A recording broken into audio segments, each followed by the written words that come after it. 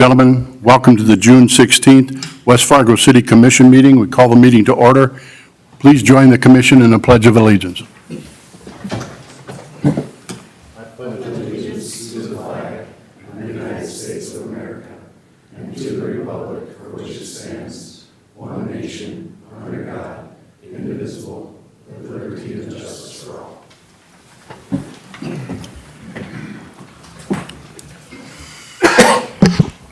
Madam Secretary, would you please call the roll? Commissioner Jorgensen. Present. Commissioner Zundell. Present. Commissioner Dardis. Present. Commissioner Olson. Here. Commissioner Anderson. Here.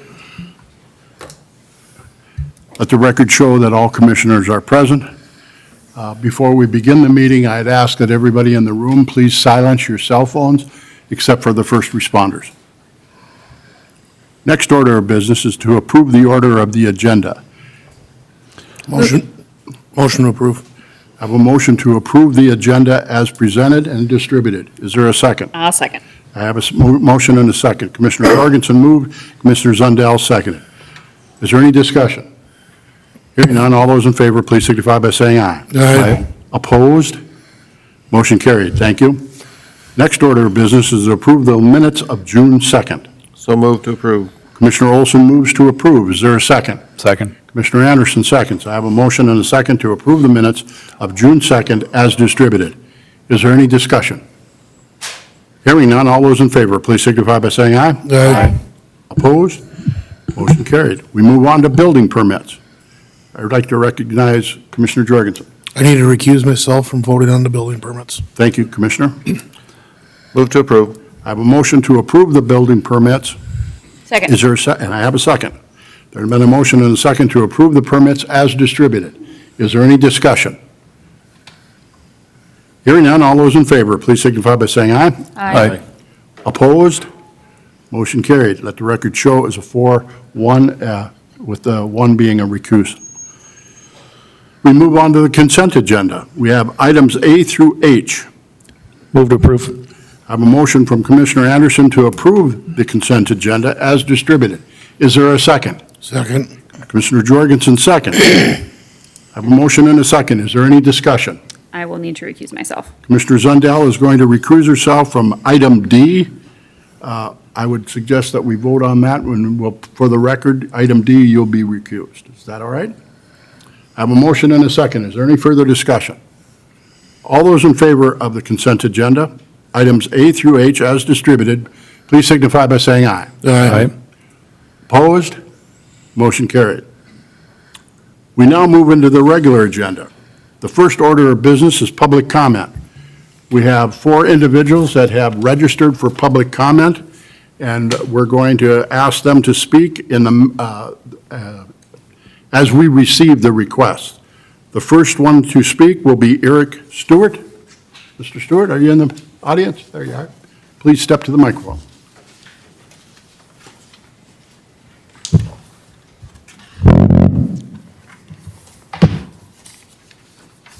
Thank you, Commissioners, for letting me come and speak. Regarding short-term rentals, I think the overarching, Excuse me, Mr. Stewart. Yes. Would you please state your address? yes, sorry. Eric Stewart, 1625 16th Avenue East in West Fargo. Thank you, sir. Thank you. So I'm here to speak against the regulations of short-term rentals. The fact is, we don't have the data required to make an informed decision on this level of regulation. It strikes me as being irresponsible with constituents' trust and doing a disservice to the positions that you guys hold by not making a concerted effort to gather enough information to make a good decision based on regulations for these short-term rentals. We don't know if it's a problem. We don't have data to show that it is any issue at all. So I recommend we register all short-term rentals with their address and the owners, have annual safety inspection, pay an annual fee, and collect data for a year or two. That's the only responsible way forward in my mind, other than regulating it before we even have any information to go off of. Otherwise, it's just law with opinion-based decision-making. If you have any problem with noise complaints, the burden is on the city to provide proof that they're happening. and that they're a significant problem over and above long-term rentals and current homeowners. So it can't just be that a short-term rental has had one noise complaint and you ban everything. It has to be shown to be an even more bigger problem than long-term rentals and homeowners. If you believe short-term rentals are actually commercial activity in a residential area, then I would urge you to have the conviction to ban long-term rentals across the board and short-term rentals and things like daycare, e-commerce storage, engine repair, and other at-home businesses that occur. You can't have the logic to restrict one group of people from exercising their right and not the other. If you say the primary residence has to be in place, you're still allowing commercial activity in a residential area. So the logic there doesn't really hold up. If you're against that in principle, you wouldn't allow it at all. So have the conviction to be all in on one logic, one street of logic or another. And if you just don't like Airbnbs or short-term rentals as a personal ideal, that's your opinion. Personal opinions are perfectly fine to have, and we can agree to disagree on personal opinions and ideals, but we shouldn't be making ordinances, restrictions, regulations, and laws surrounding your personal thoughts and ideals. It's more to represent the people of West Fargo and what they want. And then I'll just wrap up with that this topic has been pretty well argued on both sides across the country over the last 5-6 years. There's not a lot of arguments that our side or your side are making that haven't been made before. And I would just recommend looking at all of the plenty of reasonable regulations that are out there to draw from, for example, and reconsider our stance on the regulations that you guys are proposing now. I mean, even look across the river at Moorhead, they're very, very reasonable about their approach to regulating long-term rentals and short-term rentals. The Excuse me, sir, structure. but your time is up. Okay, thank you very much. Thank you, Please Mr. consider. Stewart. The next person that is scheduled to speak is Tyler Erickson. Please state your name and address, please. Good afternoon, or good evening, Commission President Dardis, members of the West Fargo City Commission. My name is Tyler Erickson, and I'm a resident of West Fargo. I live at 1240 Barnes Drive in West Fargo.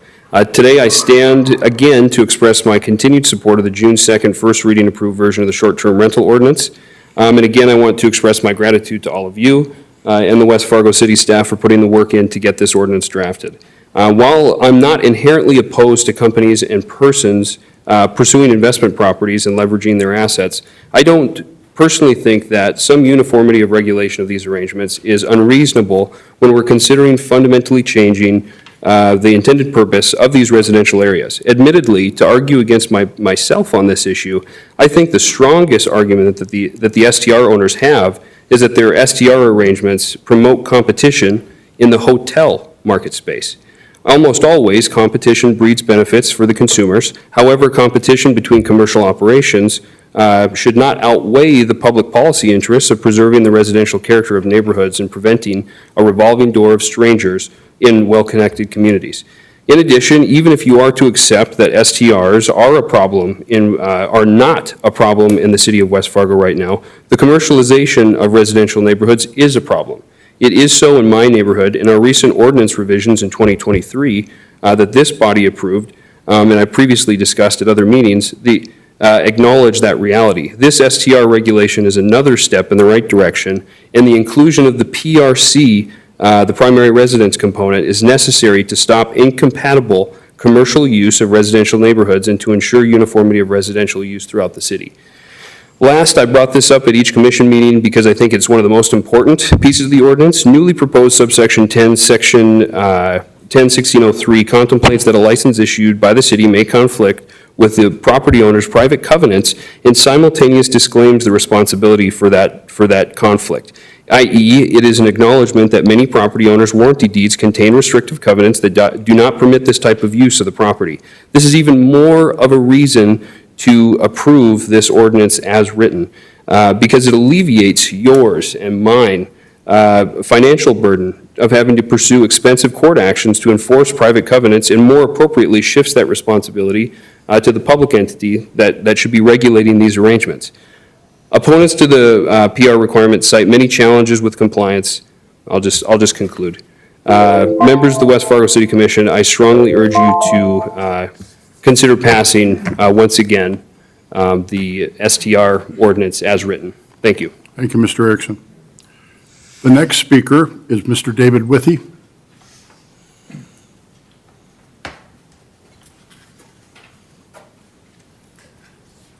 Adjust this for a normal height person. Good evening. Dave Withy, 2421 McLeod Drive East. I haven't said this out loud before, but I have sent some email messages along. I think that the relatively recent Public Works annual report is wonderful. I think they do a great job of communicating what they do and how they've done it. And along with the police and fire annual reports, I think we have some good communications there for the community. Regarding the multi-use path, I went to the open meeting on that. It's interesting. People on one side of the river wanted to know why the people on the other side wanted the path. People on the other side of the river said they didn't want it. They wanted the path on their side to be completed. So when staff was asked, then why are we doing this? Well, it's because it's in West Fargo 2.0. So people who probably don't live there were the ones who put it in the path, in there, and now it's because we got the money, now we're doing it. But if you also look at West Fargo 2.0, it states that these paths are intended to connect parks to each other. Not only is there not a park on one end, well, on either end, or in between, there isn't even a parking space on the other end for people who want to just go for a walk. There's not even a crosswalk across Cheyenne. Interesting. As far as the Matt bus rerouting, I like what they've shown so far with the new design. Just too bad there's not another horizontal one on the north side there that could also tie up with that. And of course, it's also a little more expensive doing this. My last comment is dealing with the utility rates. You'll notice that a year ago, because of some good communications between Public Works, with the Public Works Department, is West Fargo TAP did not argue against those increases that were recommended last year. And this year, we're not recommending against them either. In fact, I congratulate Mr. Hanvick and his staff for what they've done to try to make them less than what they were originally going to be. With that, I guess I'll leave you some extra time to use for other purposes. Thank you. Thank you, sir. The next speaker that is signed up is Rita Lunderman.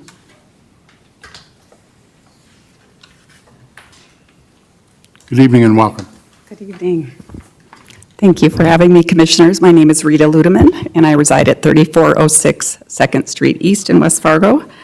Thank you for your time tonight. I do not have an invested financial interest in short-term rentals at this time. I've invested in real estate and long-term rentals. I have family members who do, but I'm concerned as a citizen of West Fargo about this ordinance. I think it's appropriate to have regulations in place, but I think that the ordinance as it is written amounts to a ban.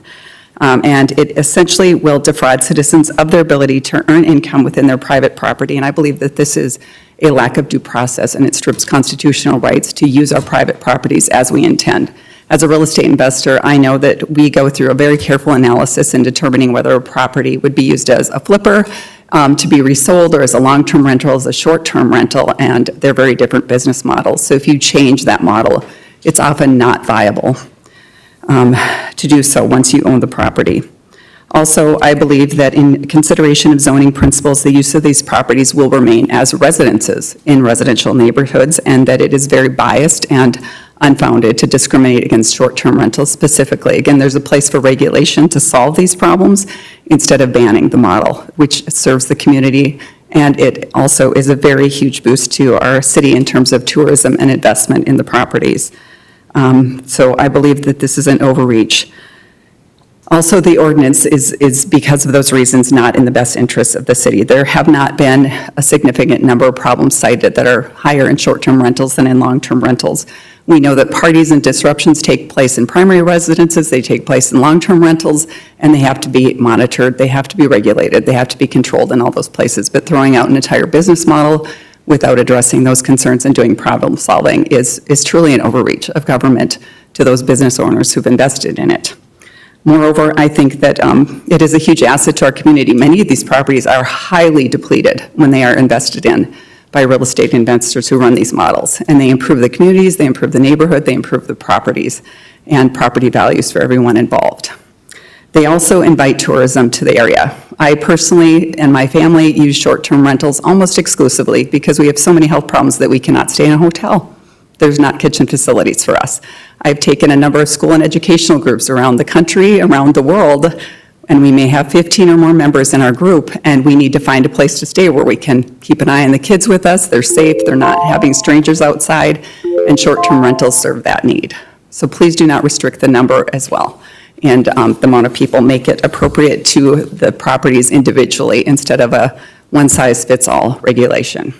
I'm assuming that noise means my time is up. Thank you for listening and reading my email. Appreciate your work here. Thank you. That is all the folks that signed up for public comment this evening. So we move out of public comment, and we now move into public hearings. This evening, there are no public hearings. None of the legislation before us this evening requires a public hearing, and if they did, it was held on the first reading. So there are no public hearings this evening. Item number 3 is the MAT bus presentation and discussion on the proposed West Fargo transit route. We're going to call on Aaron Nelson, the Director of Planning and Zoning. Good evening, welcome. Good evening, President Dardis and Commissioners. So item 3 is a presentation from Matt Bus on a proposed new transit route within the city of West Fargo. The proposed concept is intended to provide better transit connectivity within West Fargo, especially north-south along Cheyenne Street. The proposal is in response to public and stakeholder input received as part of the Transit Development Plan, which is currently in the process of being completed through MetroCog. Here tonight, we have Cole Swingen and Luke Grittner with Matt Bus to present the concept and receive some initial feedback from the commission. But before I hand things off to Cole and Luke, I think it's important to note that we are not asking for any sort of final decision at this time. The intent tonight is really just to introduce the concept to the commission, to get some initial direction as to whether or not this is something that Matt Bus and the city staff should continue to work towards. If this is not something the commission is interested in, we can certainly stop exploring it further. Otherwise, if there is interest, staff can include funds in the preliminary 2026 budget if this is a potential change that we would be interested in making, and staff can continue to work with Matt Bus to fine-tune some of those details prior to adoption of the 2026 Matt Bus Transit Agreement, which would be approved later this year. So otherwise, if you guys have additional questions or need additional information, that's certainly additional direction that we can take from you, and we can certainly circle back and provide that information in the future as well. So just a preliminary introduction at this point. So with that, I'll invite folks from Matt Bus up to go through their presentation here. And I'm available for questions afterwards as well. Thank you, Ms. Snelken.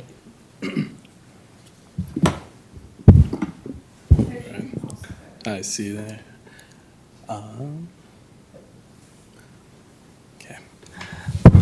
Thanks for your time. My name is Luke Grittner. I'm the transit planner for Matt Bus. With me is Cole Swingen, assistant transit planner, or assistant transit director of operations. Please move a little closer to the microphone. Sorry about that. Thank you.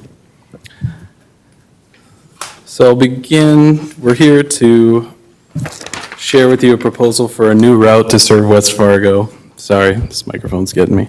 But if you're not familiar, I'm going to give a little overview of the current service in West Fargo right now. So currently in West Fargo, we have 2 routes, Route 20 and Route 24. Route 24 operates Monday through Friday from 6:21 a.m. to 9:55 p.m. and Saturdays from 7:21 a.m. to 9:55 p.m. And it's an hourly route that departs from West Acres every 60 minutes. Leaves West Acres, which is a transfer hub that connects West Fargo to the rest of the system. It services the West Fargo High School, West Fargo Police Department, the High Rise, the West Fargo Library, and the Sanford Pharmacy on the West Fargo side. And then on the Fargo side, it services Walmart, Cass County Jail, Southeast Human Services, and Somali Business Center. The other route that's in West Fargo is Route 24, which is an hourly route that operates Monday through Friday from, sorry, I'll scroll down, 6:30 a.m. to 10:10 p.m. and Saturdays 7:30 a.m. to 10:10 p.m. In West Fargo, Route 24 serves the Cashwise, the Lights area, Rustad Rec Center, West Fargo Sports Arena, City Hall, and Costco. We also have a paratransit service that services West Fargo. Our paratransit service, if you're not familiar, is a door-through-door, first-door transportation service on a reservation basis for individuals with disabilities who are ADA paratransit eligible and unable to utilize the MATBus fixed route service independently. MATBus paratransit vehicles feature wheelchair lifts for those that need it. In 2023, we did 7,831 paratransit rides in West Fargo, and in 2024, we did 10,197 paratransit rides in West Fargo.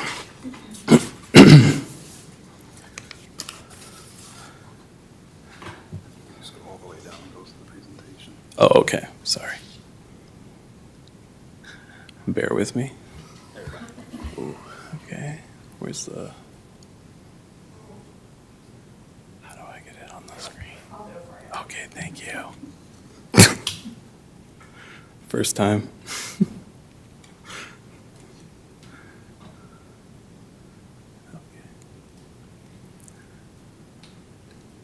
I'm trying to get down. Trying to get to the next one. Okay. Here is a little information about our fixed route productivity system-wide with the rows at the bottom highlighted for the West Fargo routes. We have some figures from 2023 and 2024. We determine productivity by taking the total ridership for the year divided by the total revenue hours for the year.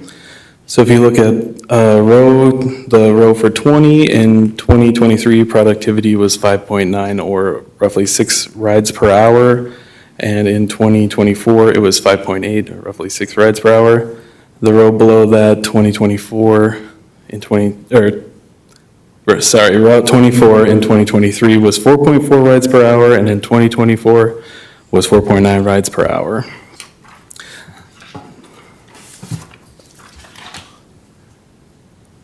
And now on to the proposed service. To better serve the residents of West Fargo and allow residents to travel within the city to popular destinations, MATBus staff is proposing the creation of a new West Fargo-centric bus route to provide a north-south connection within West Fargo. This bus route would be Route 21 and would provide bi-directional service along Cheyenne Street, allowing West Fargo residents a direct connection between downtown West Fargo, the lights, while also maintaining a connection to the rest of the MATBus system. With the addition of Route 21, Route 24's path would be adjusted to avoid duplicated service. These changes are currently being recommended in our current transit development plan, which will be completed in July or August 2025. A little background on our transit development plan. It's a plan which evaluates existing transit system conditions, identifies future system needs, and provides recommendations for future system changes over the next 5 years. And again, the TDP process is expected to be completed in August. Part of the TDP process is gathering community feedback, and during that process, some of the key takeaways from West Fargo residents was a need for more bus service, and especially a route to provide that north-south connection along Cheyenne Street. A route connecting the north and south portions of West Fargo has been presented in our TDP plan. This would connect destinations in North and South West Fargo, as well as intersect existing routes 20 and 24, providing the ability to transfer between routes. Oops. Sorry. Here is a map of the route that we are proposing, Route 21. It would operate Monday through Friday. It would be a 1-hour bidirectional route that would operate Monday through Friday from 6:15 a.m. to 5:15 p.m. and Saturdays 7:15 a.m. to 10:15 p.m. Route 21 would depart Sanford Medical Center every 60 minutes. It would serve West Fargo City Hall, Rustad Recreational Center, the West Fargo Sports Arena, the Lights, Hornbachers, the West Fargo High Rise, and downtown, as well as the Sanford Pharmacy. I think we're fighting each other on that one. Okay.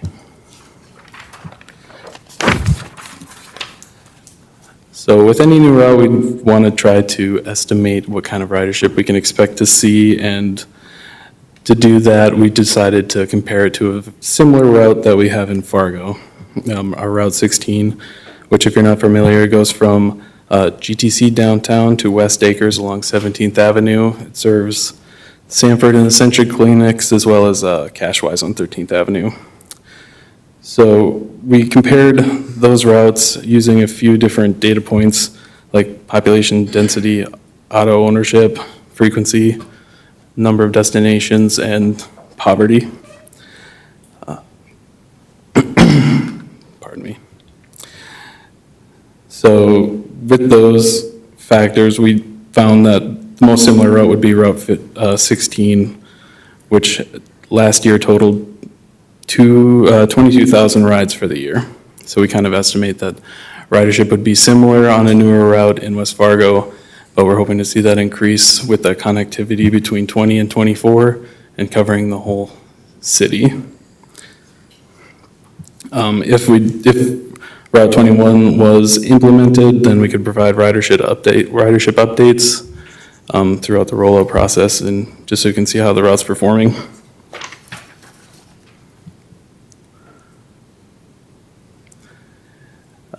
If Route 21 was implemented,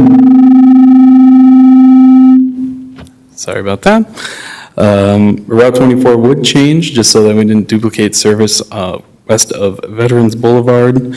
Currently, you can see the map on the left there, it serves Costco, City Hall, Blue Stem, and over by the lights area. That portion would be covered by the new Route 21, so Route 24 would be altered to look like the map on the right, where it sticks mainly to Veterans and serves Cashwise down south there. And this is what the West Fargo system would look like if Route 21 were implemented.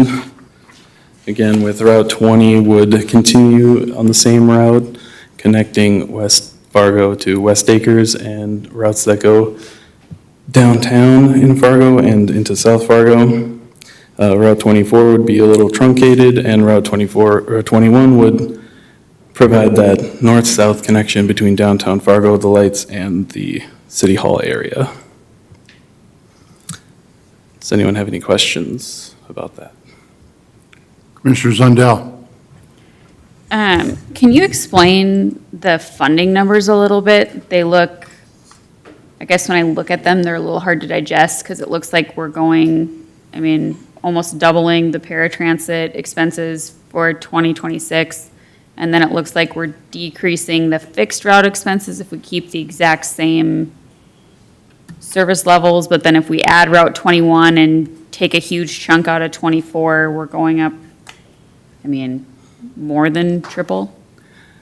Sure. I'm actually going to hand this off to Cole to go over the financial aspect of it, but if anybody has any more questions about the route planning and destination aspect of it, I could answer those questions. He's more on the financial side. Could you tell me what, once you get to West Acres, so if you were to take, if we added Route 21, and then you got on Route 20 to go to West Acres, what other routes could you take out of West Acres? Like, where would that get you if you were going to go that? Sure. And my main question would be, could someone theoretically get to the VA on one of those routes, or could someone get to Essentia Health on one of those routes? Yeah, so the routes that you could get on from West Acres, if you took 20 there, would be Route 14, which goes to Essentia on 32nd and services South Fargo, and then up to downtown. Route 15, which goes between West Acres and downtown on 13th Avenue and University and 10th. And then Route 16, which goes downtown using the 17th Avenue South Corridor. And then if you wanted to get to the VA, you would have to take Route 15 downtown and transfer to the Route 11, which goes directly to the VA. And on an average day, if someone that lived, let's say at the West Fargo high-rises, wanted to take the existing route and the updated route to either Sanford or Essentia or the VA or anything like that, about how many hours would it take on the current existing systems with our current schedule? Which Sanford and which Essentia? The big hospital? Big hospital.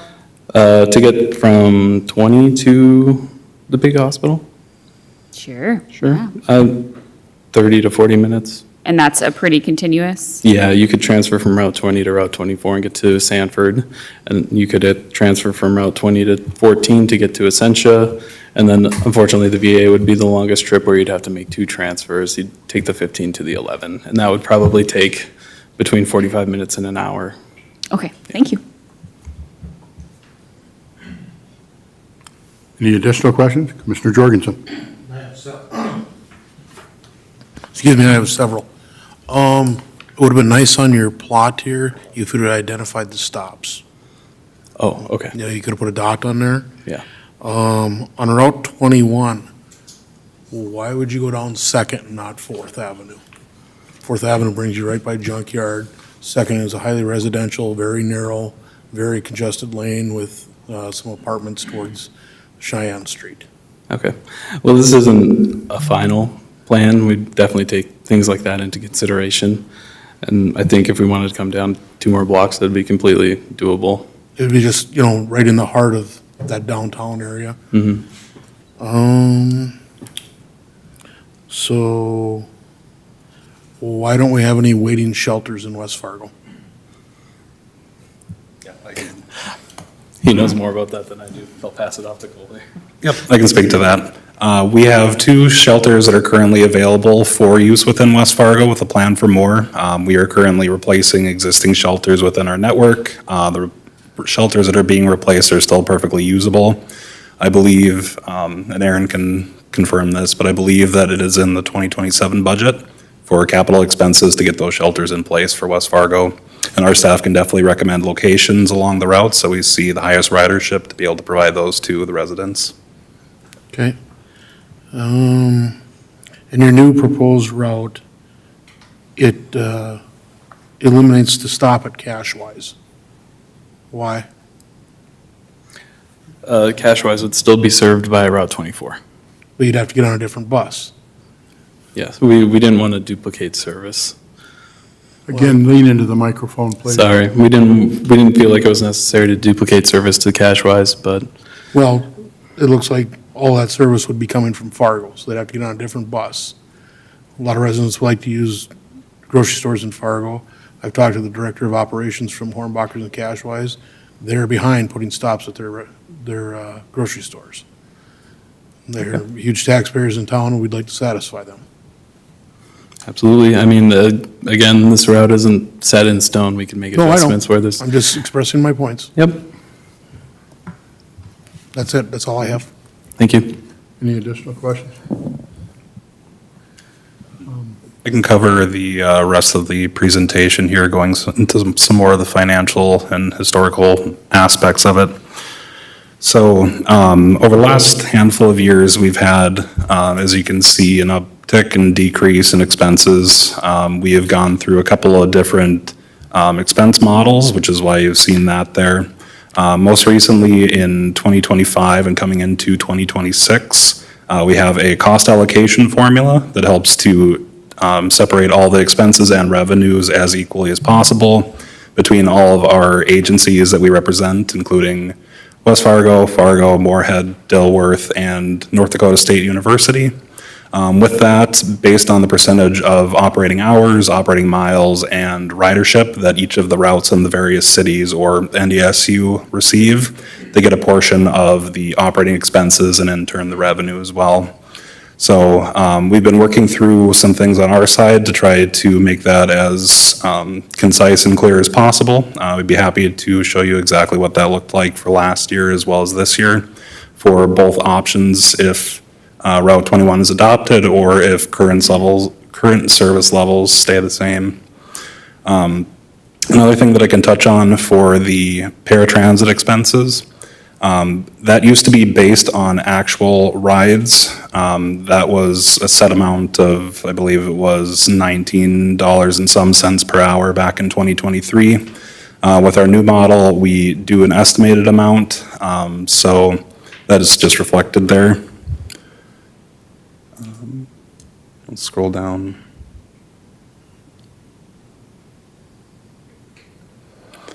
And then with this, this showcases the two different expense amounts, whether or not the new Route 21 is added into the service. So the current service levels for the fixed route expenses is approximately $127,000 if the current service is maintained, with the paratransit expenses being approximately $333,000. That is another thing too. We're looking at breaking out the amounts differently. As you can see, the total amounts are kept similar. It's just how it's divided between the paratransit expenses and fixed route expenses. In total, adding the new Route 21 would add approximately $250,000 to the overall budget for the fixed route portion of it, with paratransit expenses remaining mostly the same.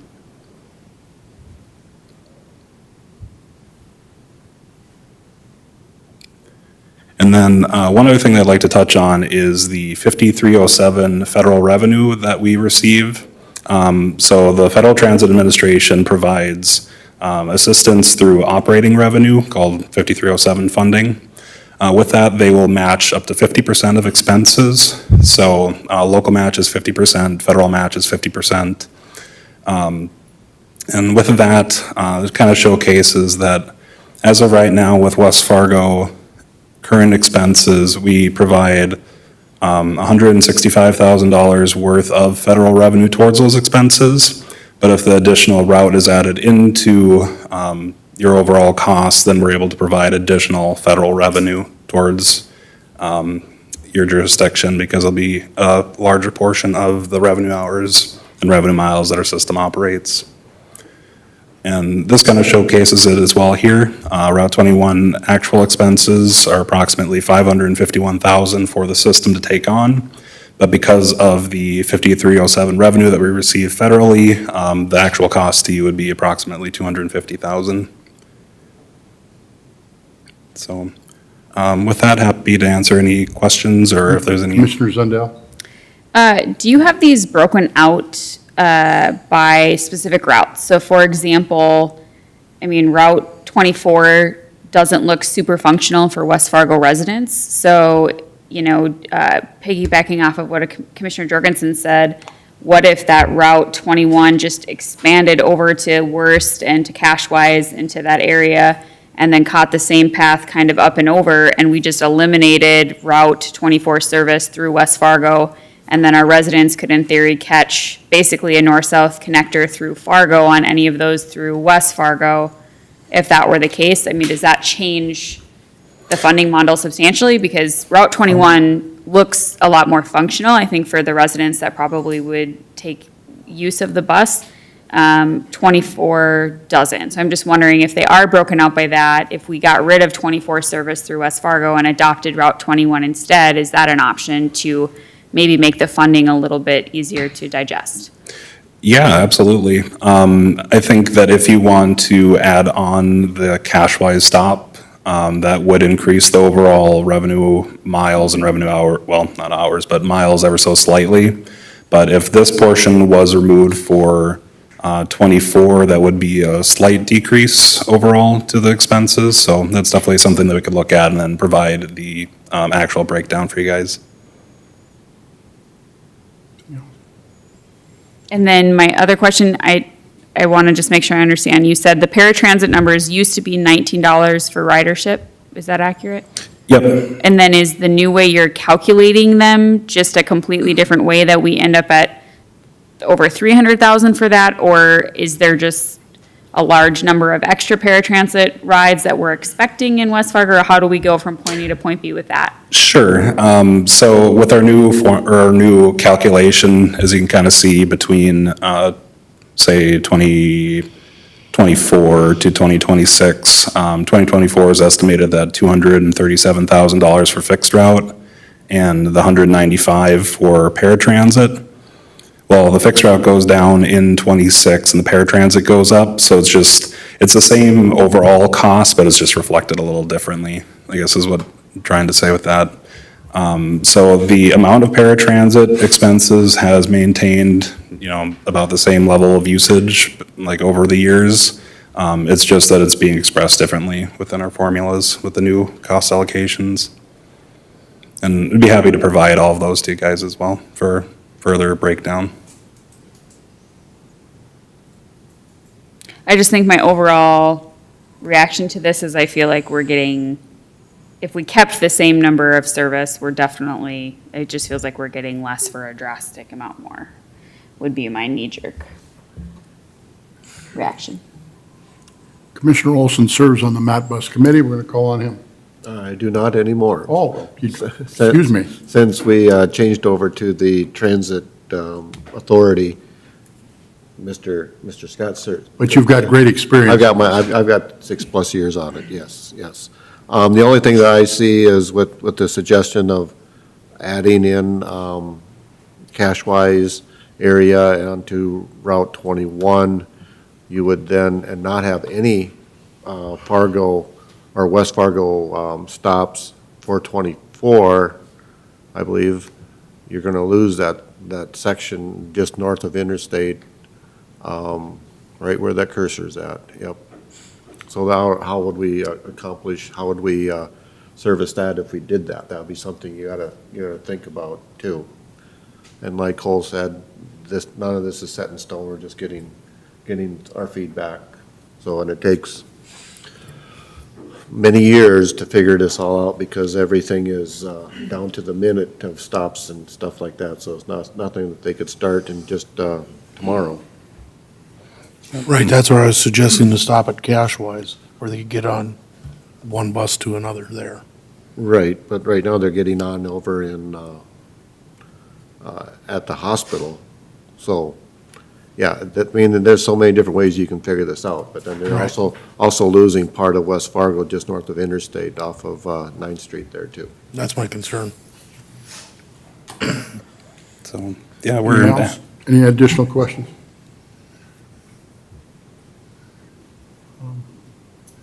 I too, when looking at the numbers, are very concerned about Route 21.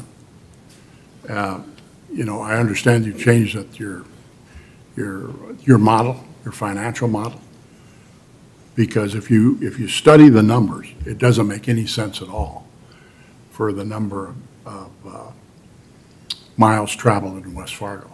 It doesn't make any sense whatsoever. So there's some input for you. The other thing is that the city of West Fargo, if we're going to maintain this relationship, we deserve shelters at our bus stops. Absolutely. I've been advocating this for 5 years, and we still don't have any. Yep, we do That's a have, message you need to take back home, sure. please. Any additional questions for the gentleman? Nope. Thank you, sir. Thank you. This is an informational only and a discussion. There is no action that's required on item number 3 this evening. We move on to item number 4, A24-28, a second reading of an ordinance amendment to Title 4 and Title 10 regarding the establishment of regulations and licensing standards for short-term rentals. We're going to call on Aaron Nelson again, the Director of Planning and Zoning for the City of West Fargo. Welcome back. Thank you. Excuse me. Item 4 is an ordinance amendment regarding the regulation and licensing of short-term rentals of residential dwellings. A public hearing was held, and the first reading of this ordinance was approved at the June 2nd, 2025 meeting of the City Commission. There have been no changes to the ordinance since it was last presented at the June 2nd meeting. However, we have received additional written comments since that meeting, both in favor of and in opposition to the draft ordinance. I believe we were able to upload all of the comments received except one, which was handed out in physical form prior to the meeting. So we still had some comments trickling in today. So just to point that, or bring your attention to some of the additional comments in the packet. Additionally, a resolution establishing associated short-term rental fees has also been drafted for consideration along with the adoption of the ordinance and is included with your packet as well. So that's essentially the update I have for you from last meeting. I'm happy to answer any questions you have for staff. Otherwise, the requested action tonight is to consider approval of the second reading of the ordinance along with the resolution establishing the associated fees. Thank you, Mr. Nelson. Commissioners? Comments, questions for Mr. Nelson? This item has generated a lot of interest, to say the least. We've had a lot of written commentary from the public, which we appreciate. That's what our government system is all about. So there's been a lot of discussion, and I think there's some things that are very valid that are being raised on both sides of the issue.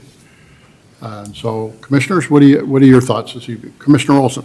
I move we table and get more information. I second. I have a motion and a second to table A24-28 for further discussion. Is there any discussion on the motion? I would like to see if we table this, that we get a set of committee together with some of the members that are the VRBO owners and a representative from the police department and possibly one from planning and zoning. Would you restate that, please, Commissioner? Who you'd like on the committee? 3 representatives from VRBOs, somebody from planning and zoning, and a representative from the police department, and 2 commissioners. Okay. Comments? Do you have something, Commissioner? Yeah, do we want to add anybody that's a resident that might Yes. be on the other side? Sure. Oh, good point, It's yeah. not just a VRBO? Okay, I have a recommendation for a committee. Mr. Nelson, we'd ask that you please coordinate this.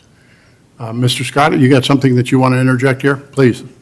Yes, thank you, Commission President and Commissioners. I just want to remind you that once the commission establishes a committee, it is a public-facing committee. Yep. Meeting agendas need to be posted, noticed, meeting minutes Yes, sir. published. Yep. So, Public notice that all the meetings will be public, correct? Again, Mr. Nelson, we ask that you please coordinate. I'm going to appoint Commissioner Jorgensen. He voted in favor We haven't of. voted yet. Huh? Yeah, we haven't voted. to Oh, table excuse this. me. I'm gonna. My apologies. We're just tabling at this point. Catch up, Brad. No, I'm kidding. My apologies. We have a motion and a second. Any more discussion? Can I ask? Please. I worry about, well, I'm just going to lay out my concerns. I'm not sure at the end of the day, we have people that feel pretty strongly on both sides of the issue. I'm not sure what a committee accomplishes, and I don't want to kick the can down the road just to kick the can down the road and have a bunch of people getting together for meetings about meetings. I know at the end of the day, for me, it's not necessarily even ever been about crime. It's not been about the comparison to short-term rental to long-run. It's nothing about that. I'm primarily concerned with the fact that we are going to have a bunch of housing opening up in the next however many years, and I do not want to dilute the residential market competing with commercial entities over houses. I think that is dangerous. I don't think that's fair to residents. I have a lot of concerns about that, and I think in the way we've collected data, I'm not sure that's going to change where that issue lands for me. So I guess, I know this was a 3-2 issue.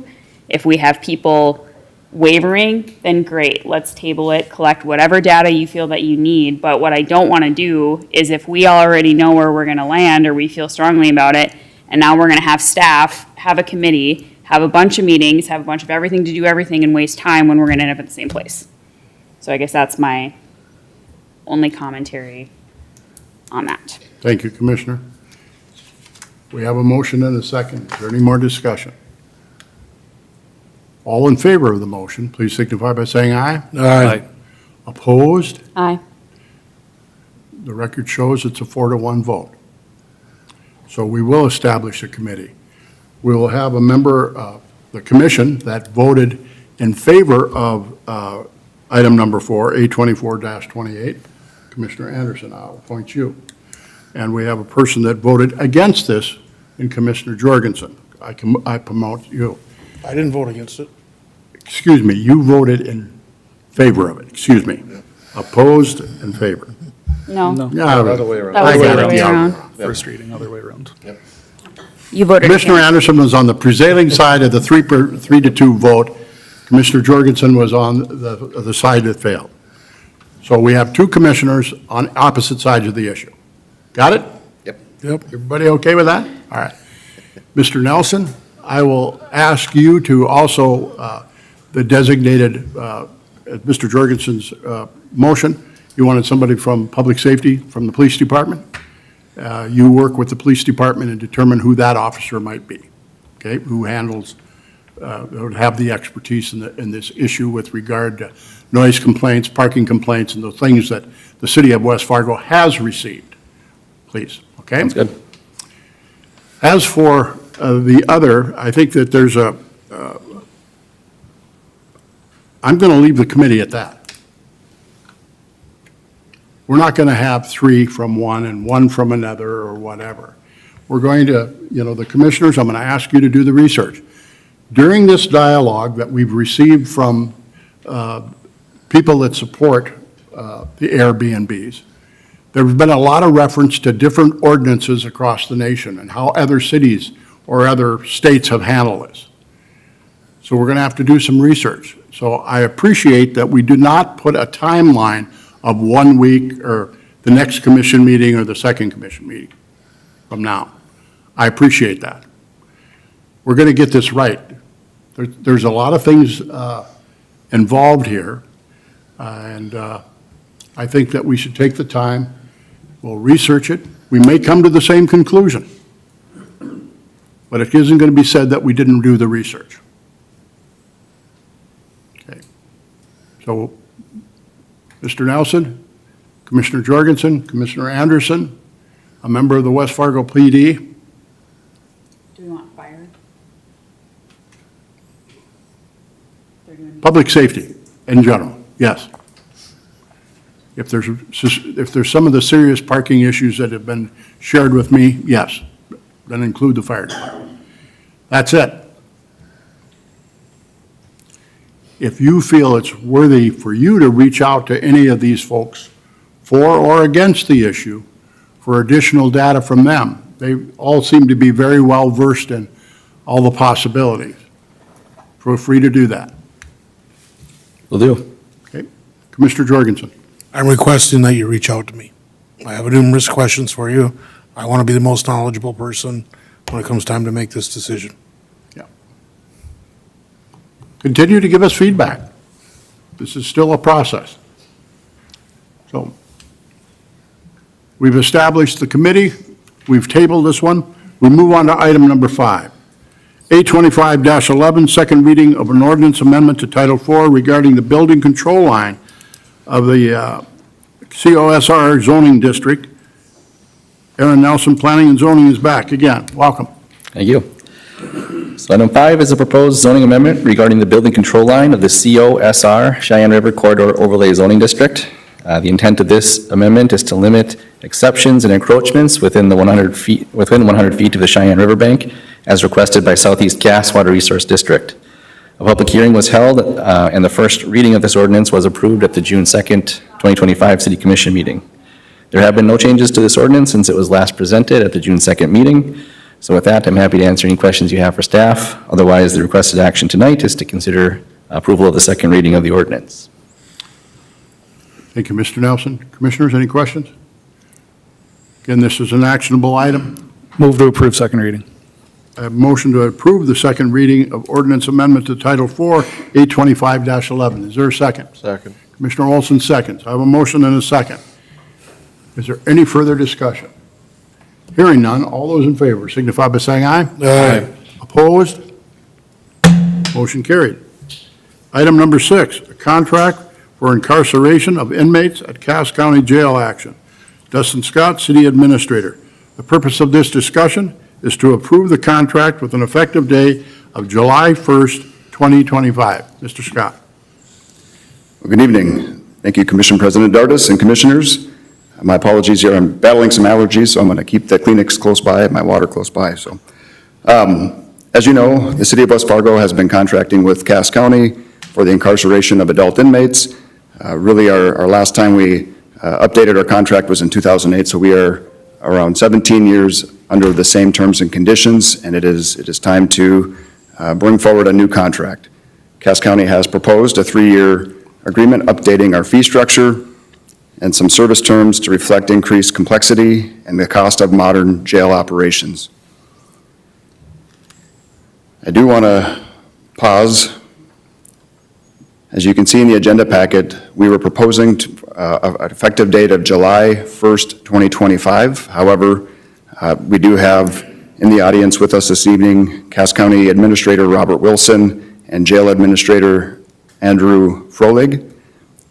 The Cass County Commission, as of this afternoon, made a motion to approve a commencement date of January 1st, 2026. So, the rest of the information in the packet is accurate, but the commencement date that we are requesting approval for is January 1st, 2026. You'll see here in the fiscal impact section that we have been budgeting for this rate increase from $85 to $120 per inmate per day. We are continuing to budget for that into our 2026 budget. We feel that we certainly can accommodate their county's request for this new fee structure. And with that, I guess I would stand for any questions. And again, we have members of Cass County in the audience tonight to help with questions as well. Questions? Is this just a one-year contract? This is a 3-year contract, yep. It's a 3-year contract. The commencement date will be January 1st, 2026, and then in 2027 will be the first year that the fees will be looked at again. It would increase based on CPI, the Midwest region CPI. And again in So there is an 2028. inflation clause. Yes, there is an inflation clause, yep. Yep, again, based on the Midwest Consumer Price Index. I have a question for Mrs. Schmidt. The fact that it was advertised at the city commission meeting is 2025, and this action that the commission took today is 2026, can we act on this without any problem? Yes, you can. Thank you. Commissioners, any additional questions from Mr. Scott or from Robert Wilson, City Administrator, or the Jail Administrator? Make a motion, we approve the contract with the effective date of January 1st, 2026. Second. I have a motion from Commissioner Zundell, a second from Commissioner Olson to approve the contract with Cass County on the jail action. Is there any further discussion? All those in favor, please signify by saying aye. Aye. Opposed? Motion carried. Thank you, Mr. Scott. Thank you. Thank you both for being here this evening. Appreciate it.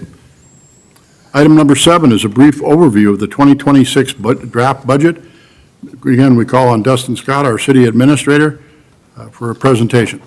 Mr. Scott, welcome. Thank you again, Commission President Dardis and Commissioners. Well, I'm proud to be here tonight. Ahead of schedule, as we have been in the last couple of years anyway, with an update on our budget process. Really tonight is about the process, our direction, not our final numbers. We are not there yet. We are updating our progress, the constraints that we face, and how we plan to deliver a balanced and responsible budget. I'll let that soak in as we get the technology back up.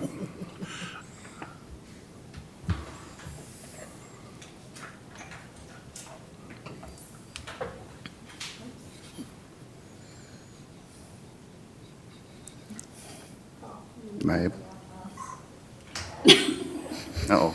Sorry, now it's on my computer. Do you want to just scroll along?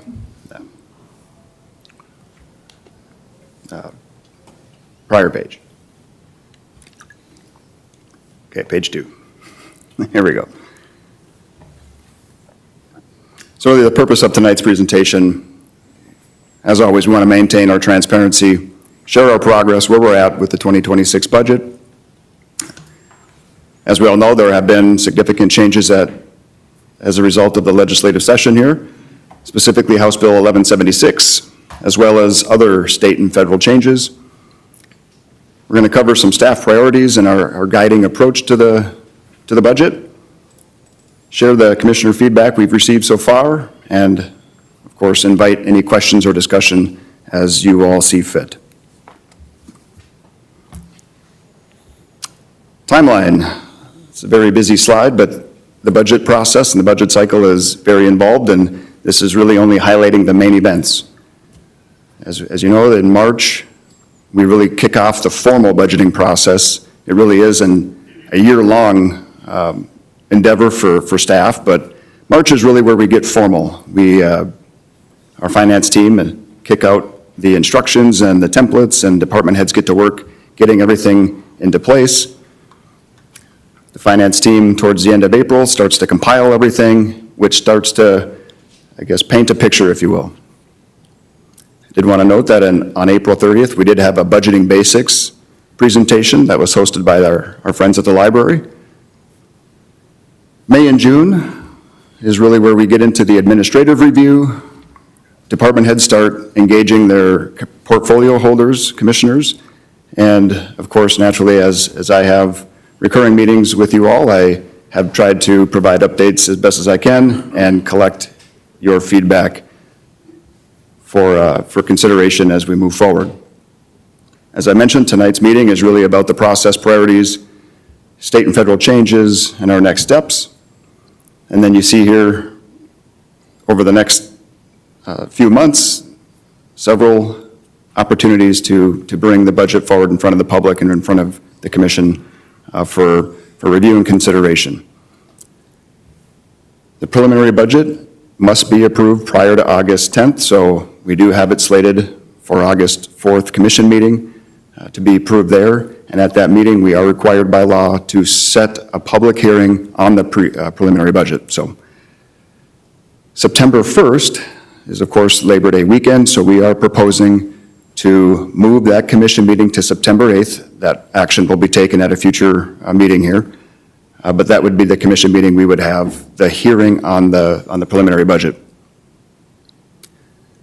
And depending on where we're at, if we feel like we're ready, we could approve the final budget September 22nd. If not, we will need to approve it by October 6th, as everything needs to be submitted to the county prior to October 10th. Any questions on the timeline? Mr. Zundell? Are we still having a meeting on September 15th then, which would be the 3rd, so September 22nd would be a special meeting? Good question. So this will be a decision that'll come before you in an upcoming meeting. What I would propose is that we move the September 1st meeting to September 8th and the September 15th meeting to September 22nd, but we really haven't presented that to the commission yet, and that's something that you'll have to think about now. I would imagine sooner than later, we will want to make that decision so that our communication team can get that word out to the public.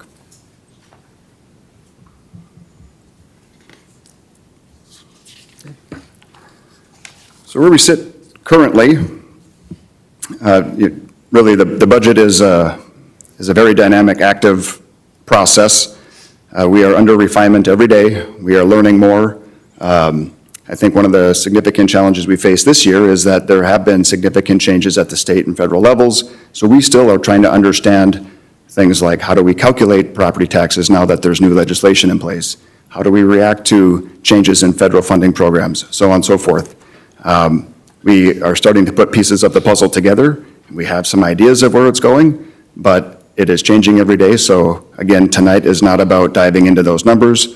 We hope to learn more and prepare for the July 21st meeting and bring forward a very solid preliminary budget. So speaking of revenue forecasting, just highlighting some of the challenges that we are facing and some of the process that we go through. It's no secret, market volatility and changes or delays in our revenue streams present a significant challenge. I'm confident we've got a very capable, smart, progressive thinking team, and our collaboration with you all as commissioners, I am confident we will get to the end, but it certainly has changed our approach and focus this year. Property taxes. So again, legislative changes with House Bill 1176. Today, this afternoon, was the first statewide training on how to actually go about calculating property taxes, how to apply the 3% cap, where to apply it, so on and so forth. We have team members that were in attendance of that, and so with that information now we can move forward, solidify our revenue projections as it relates to property taxes. Sales tax revenues, another very important revenue stream for the city. What under Willie's recommendation, our finance director, is recommending that we look at our actual collections from 2024 and apply a 3% annual increase. So really a 6% on top of 24's collections is what we are projecting for the 2026 budget. Now, some might consider that conservative, some might consider that not so conservative, but that is a baseline of where we're at, and again, happy to take feedback from the commission as it relates to that. Utility funds. You'll see later on the agenda here, our Senior Director of Public Works, Matt Anvik, is going to be presenting some updates with our utility rates, and so I'm not going to dive too far into that, but again, another significant revenue source for the city, one that we are constantly monitoring and trying to plan ahead to position the city in the best possible opportunity for delivering our services at a responsible level. Also on the agenda tonight, our planning director, Nelson, is going to be bringing forward a proposal to increase some of our permitting and licensing fees. That is a directive that our commission president has been giving over the last few years now. So I'm, again, proud of the team, him and Dan Hansen and our building inspector, Mark Hausch, to really solidify that, bring that forward ahead of the 2026 budget cycle. And of course, not to be a broken record, but there have been just a lot of changes at the state and federal levels. And so those uncertainties, we are doing our best to get our hands around those things and react in the best possible manner for the city of West Fargo. So, any questions so far? Commissioner, any questions for Dustin? Okay, so diving into some of the specifics. So House Bill 1176 established a 3% cap on annual property tax revenue. New growth is still exempt, so again, there was training this afternoon. There's a better handle on how to go about calculating that, but again, it's our revenue that is capped at 3%. We can incorporate new growth from the current year, but there's more to it than that. In fact, there was a 3-hour training on it today, and I didn't sit through it myself, but I heard that it was very informative. Also at a state level, we are awaiting news to understand where our state aid is going to be, where the highway taxes are going to be, and other various programs. So again, we are in a holding pattern. What we are doing to at least have an idea of what the puzzle pieces are going to tell us. We're using revenues from prior years to estimate where we will be at, but again, we need to get that information before we can refine our preliminary budget, and we are optimistic that we'll have that ahead of our July 21st meeting. There have been changes to the prairie dog funding. We're at the end of the current biennium, and as of now, we have received $2.5 million out of our eligible $10.5 million. So again, staying optimistic that that revenue is going to come in, but I do caution the commission and the public that we are at the mercy of state and federal funding programs, and at this point, it's a matter of seeing how that all plays out. So, and of course, effects on inflation, the market, and other external factors are certainly impacts to our budgeting process. But like I said, confident that we will get to the end and bring forward a very responsible budget. Like I mentioned, department heads have taken their opportunities to meet with their portfolio holders. I've engaged commissioners during my one-on-one discussions. We are collecting that feedback, incorporating it into our budget process as we move forward, really helping us establish our prioritization of key services and our departmental requests. So,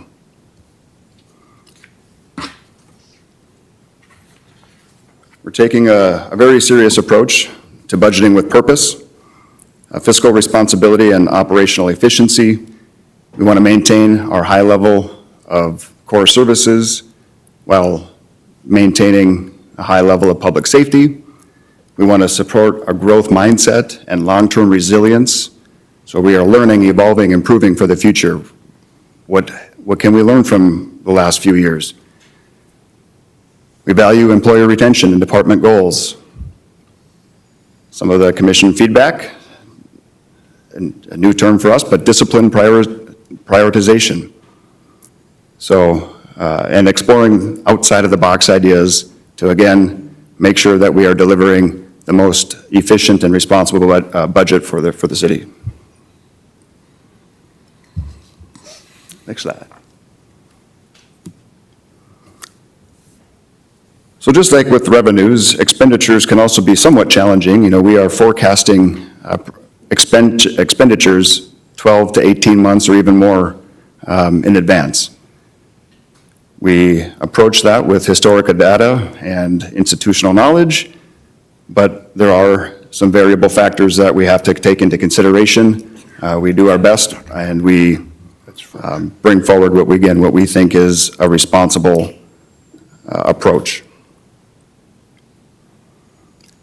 We are certainly weighing our standard operational items versus our new requests, understanding that there are changes in our revenue streams. We have to really put pen to paper and understand where we can operate in '26. Things like equipment, vehicles, those large purchases, what can we delay without putting the city at great risk of a failure of a piece of the equipment? So again, if we need to replace a motor grader and it's at its last leg, can we get one more year out of it? And what is the consequence if we do delay it? Similarly, do we have a piece of equipment that is ready to be transitioned out? And is there a high resale value for it? We are taking all those things into consideration. Staffing requests. We need to maintain our operations. We need staff in certain positions in certain departments. As we consider those requests, we're going to ask things like, can we stagger the hiring to help save on cost? So again, all part of the prioritization, and as things start to come together over the coming weeks, we will be working with commissioners to understand where priorities are.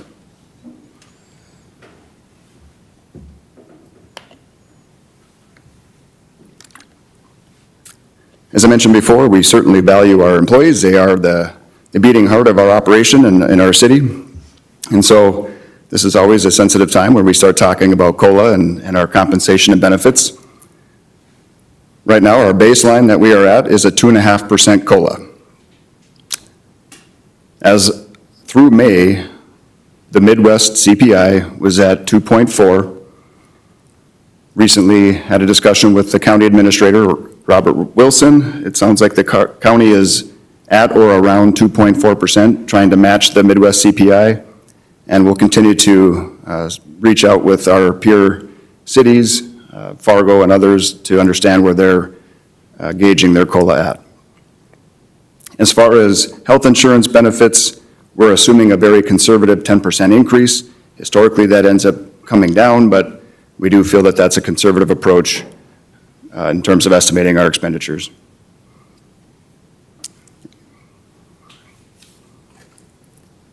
This is a terrific slide that has been in our equalization report over the years. It's very effective in demonstrating where do the property taxes go.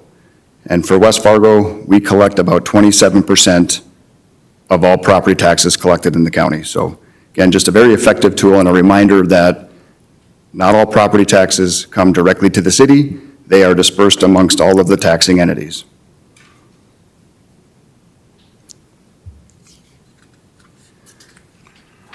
So as we wind down here, some next steps, our path to the preliminary budget.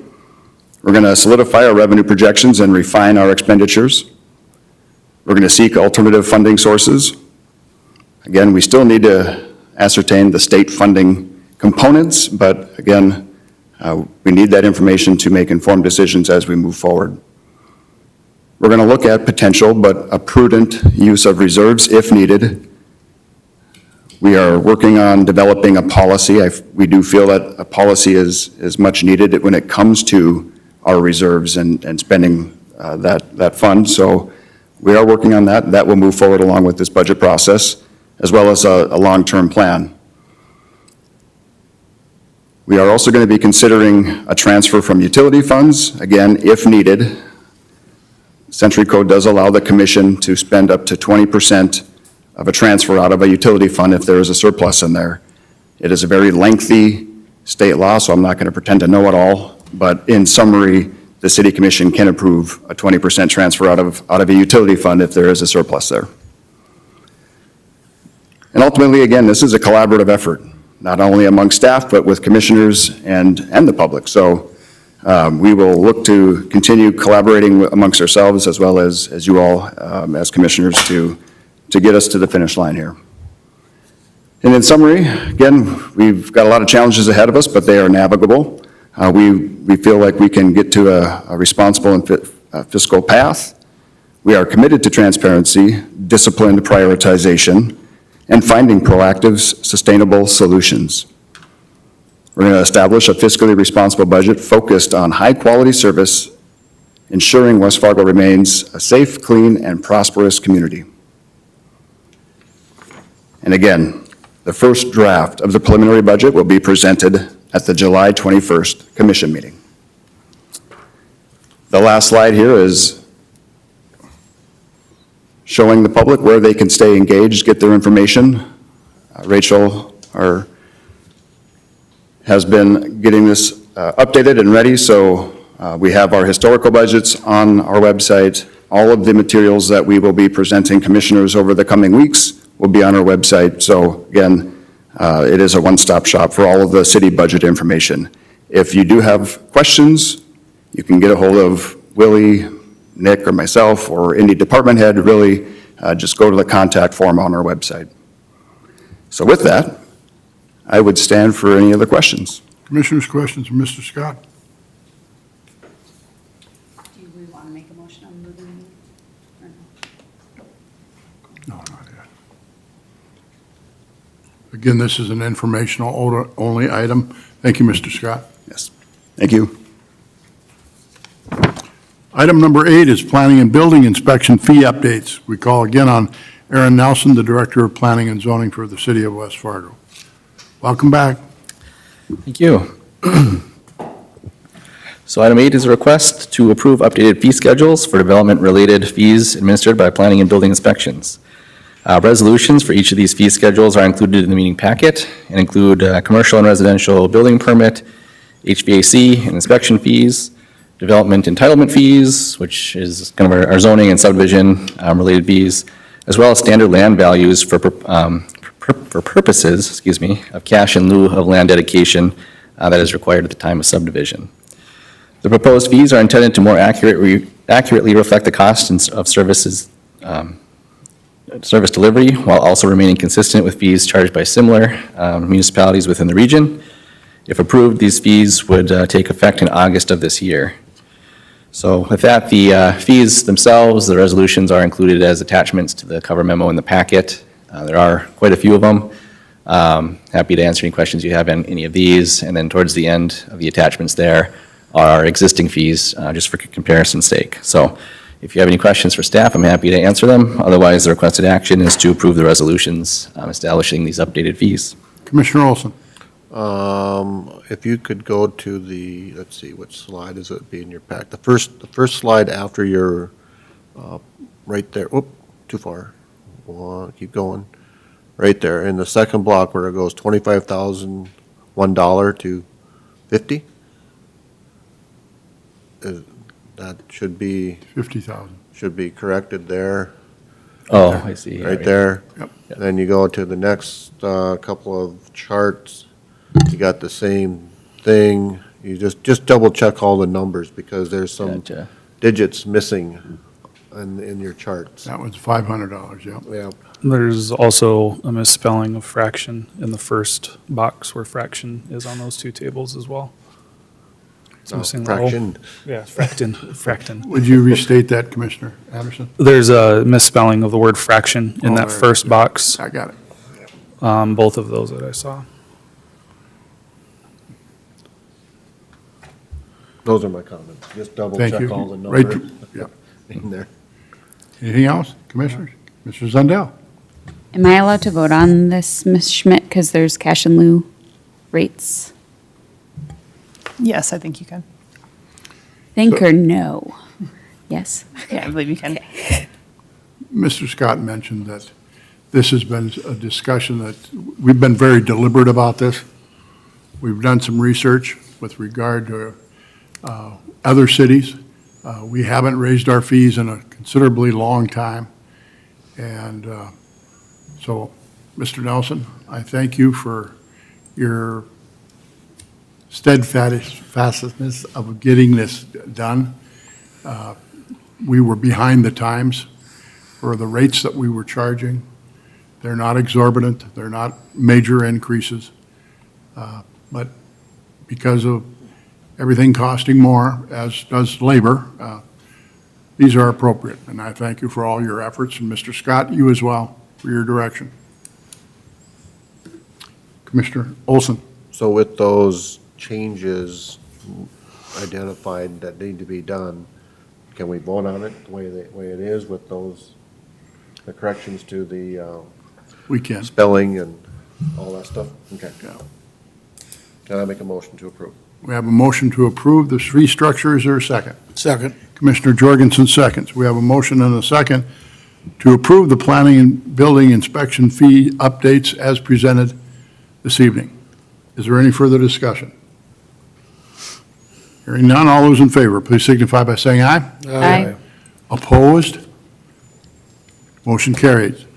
Moving on to item number 9, proposed 2026 utility rates, informational only. We call on Mr. Matt Andrick, Director of Public Works. Good evening, Mr. Andrick, and welcome. Good evening, Commissioner President, Commissioners. Do I have control of this, Emily? Oh, there we go. All right, just kind of a brief history on this. Last year, I came forward with a 5-year rate plan. And I think that worked out really well with that. And the whole plan was to bring this back year by year during the budgeting time with that. Just to get that 5-year lookout, so everybody kind of is very transparent on what we're trying to do. So it's not a year-to-year knee-jerk reaction on raising rates. We actually have a thought-out plan on where we need to be in 5 years. Where are we going here? All right. Just, what's going on with this thing, Emily? There we go. For the water fund, just why, right now our water fund is pretty actually a healthy fund, and that's why we're using that to kind of just use a little rate stabilization this year. We actually, from last year, what we proposed now this year was a little bit of a decrease, using those funds for that, kind of that rate stabilization for that. It also helps us, to be able to bond for future projects. Complete the water meter project is just about 98% complete. We should be done by the end of the year with that. And then also help out with any kind of building projects in the future as well. And with sewer, we have been increasing flows to Fargo and completing lagoon decommissioning, but right now we're kind of readjusting that a little bit. Instead of trying to spend more, we're just going to stay kind of flat, sending about 3 million gallons a day to Fargo, just to be able to catch up with those needs and build that reserves back up without the need to just really raise rates to catch up with sending that. So we're just kind of utilizing what we have to be able to try and keep those rates increasing, but at a reasonable rate for the homeowners. Sanitation, we're kind of getting that caught up, build up with our equipment to actually be able to cover the city with what we need. We're getting that healthy reserves, we're planning for the expansion, and the big thing that's coming is what are we going to do in 10 to 15 years with our waste disposal facilities and where we're going to be taking that and what we need to build up to make sure that we are at that level so we can handle any kind of increases in the future. And our forestry, we're taking over, we're getting the city staff to take over building maintenance of our trees and being proactive about that EAB or any kind of disease that may show up within those trees, and we can actually have that little bit of reserve to cover in case we do get hit hard with the AB.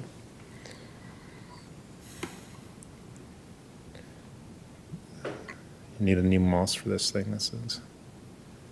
Well, I can just kind of go through it real quick with this, but a lot of it is, I guess, we can just go right to the end because everybody wants to see what the changes are anyway. I guess, I don't know, if you can just scroll to the back, Emily, that'd be fine.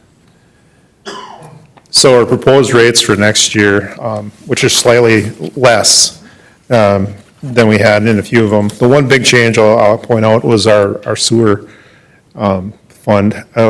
We increased the base rate by about $5 compared to the in the past. And we're doing that more of a, we don't have a storm sewer fee, but one of the biggest issues that we're facing right now is an I&I, which is inflow infiltration, heavy rain events where we get in, sump pumps are a huge issue. And we increased the base rate to kind of cover some of that.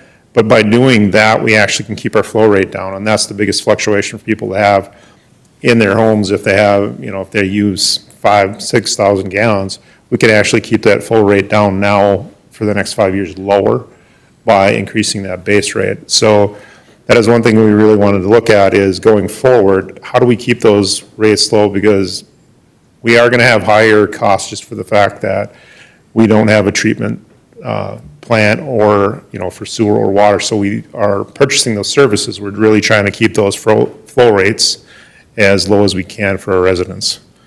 So that's kind of the big change, I guess, from last year's proposed rates to this year is the change in base rates. We actually went down by a little bit for our water increase, what was proposed from last year to this year, and we actually went down a little bit for sanitation as well. So proposing that actually on a sixth, like we did last year, it was a 6,000 gallon and a 4,000 gallon comparison there. We are going up by about $14 on the 6,000 gallon usage and just about $12.50 on a 4,000 gallon usage is what we're proposing going for the next year. And that gets us all our utility levels at pretty much stable and getting back to kind of, some of them are growing the reserves a little bit, and whereas water, we're just kind of trying to stay level to keep those rates down a little bit. And I guess with that, I'll stand for any questions. Questions, Commissioner? Commissioner Anderson? I have a few questions here. First one is, within the water, it states maintain healthy reserves for the ability to bond future projects. We know that that is the fund with the most reserves. I want to be very careful about pulling anything out of that, as we heard in a previous presentation on the budget. I would like to see maybe a lower increase and not have to pull so much. If we have such high reserves, we can pull some. I'd like to see a lower increase for water rates.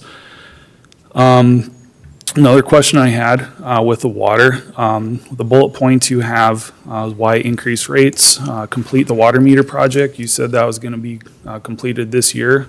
Why are we raising rates to finish, to make up for a project that's being completed this year? Well, I guess, yeah, a lot of that is just to maintain our reserve levels so we can cover that cost. And that was just kind of a follow-up to, this is part of the why we had those reserves at those levels, so we can actually pay for those. I think we've already paid about 90% of that or 95% of that cost already from reserves down. And that increases, when I was going through this, we looked at that as water, like you said, is one of the healthiest funds, and why we're staying at the 3%, because now we're getting on that, we're looking at every 2 years of increases coming from Fargo. And then trying to look at those, we had quite a large increase from Fargo coming up now in 25, no increase coming in 26, but we actually have to plan for 27 and probably 29 with those increases, which we don't know. I mean, trying to forecast those, I think it was anywhere between 10 and 15% of guessing what those increases could be because of past. Hopefully it's less than 10, because then we can adjust those rates as well. So it's trying to figure out where we need to be with that. And if there are any projects we need to bond, I don't really want to drag that one down as much as we can, just since we have a little bit more flexibility because of where that one's sitting right now. But I understand the need, and that's why we kind of lowered them this way, as like, that's the perfect question is, why are we raising, if we have healthy reserves, why are we raising, or any kind of having, that was showing just be like calling it even for 1 year and then adjusting it. This way we can actually kind of keep them flat for a while instead of doing a 0 and a 7. And that's why we're looking at that 5-year picture, I guess, is what I was trying to get at. So a forecast of 3 this year, maybe a 3 next year, and I think for the next 3 or 4 years, or maybe a 3%, but I think that's how this system works, it's coming back every year in front of you guys, where we can go, okay, well, we hit our goals where we're at, and we can go down to a 1 or a 2 or a 0, and make those adjustments, because now we know what we're gonna get from Fargo that next year. So that's where we're kind of, I didn't want to go too low, so then we had to come back the next year and try and forecast that out. I guess a long-winded explanation, sorry. Okay. One more question. All right, so my next question's on the sewer base rate. Yep. It sounds like the increase is largely due to people putting sump pump drainage into the sewer line, is that correct? That is one of our biggest, One of the biggest things? one of the biggest costs that we have, yes. Okay, so I guess, one way, I guess, for public perhaps to maybe keep larger increases from happening in the future would be to switch sump pumps to go outside in the summer months, correct? Yeah, that would be.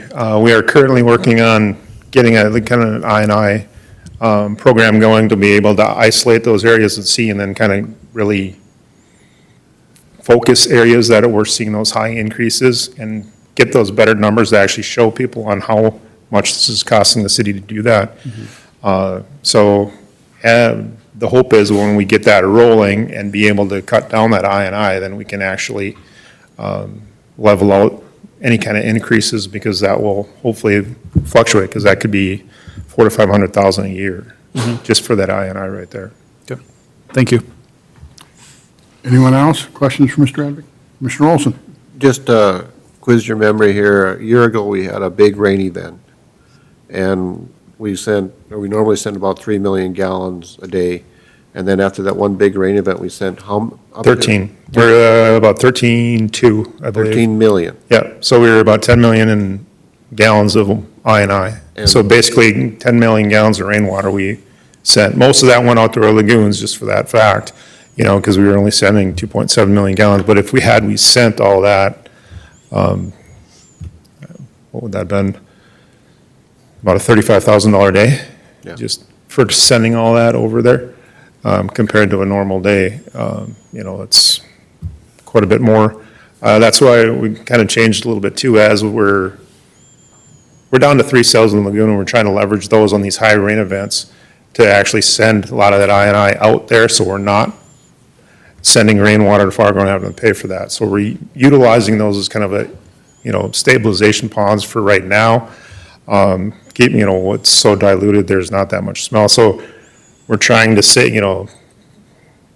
be kind of frugal on how we're spending the money when we're sending to Fargo, if we don't have to send that, and we can kind of use those ponds for now. So we're trying to utilize that to keep our rates low for currently, until we get a handle on our reserves and what we're actually going to be doing going forward with those ponds. Thank you. It's that crucial for our residents to realize not to send sump pump water down to sanitary, because it costs everybody, costs us to do it. Yeah, over the last 5 years, I think on average, if we were sending everything to Fargo, it would be about $600,000 a year for I&I. Thank you. Any additional questions for Mr. Advick? This is an actionable, or this is only an informational item at this point. Any questions? Thank you. We move on to item number 10. Again, this is Mr. Advick's project. Project number 9061, Public Works and Sanitation Expansion. The purpose of the discussion is to award a contract for Phase 1. Good evening, Mr. President, Commissioners. Earlier this year, I was before you for getting having an architect come in, and we were working with the Public Works and Sanitation Expansion. We've kind of outgrown our space.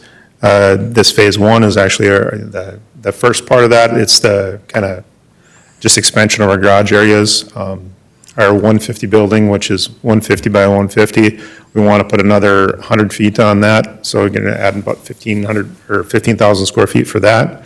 And our second one is the building we call Camelot Building, which was a Camelot Cleaners Building that we moved there because we were very creative with our names up there.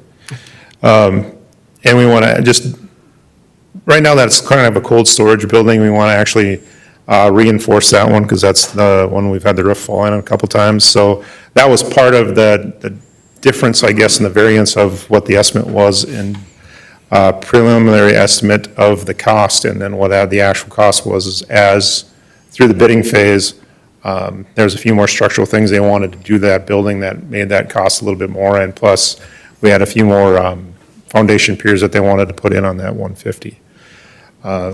So that's kind of where we're at on what we're looking for.